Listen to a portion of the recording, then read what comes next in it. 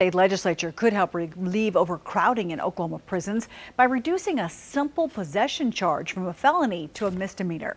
Only on 2 Works for You's Ashley Wheeler explains the bill and how it's going to affect Oklahoma families. Ashley? Well, when State Question 780 passed, the law also changed a simple possession from a felony to a misdemeanor. And if a new bill passes in the state house, it means some Oklahomans could be set free.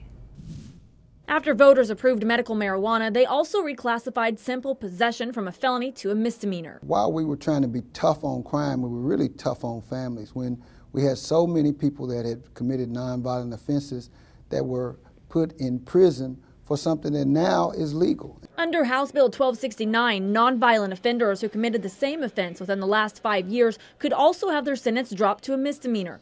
This could mean big news for Demaria Monday, whose cousin is currently in jail. It would mean freedom now instead of waiting for him to come. Too many people sit in prison for too long for nonviolent offenses. Demaria also spent some time in prison, and she knows all too well how difficult it can be on a family. It was so hard. It was many nights that I spent crying into my pillow. And I was thankful that my mother had my child.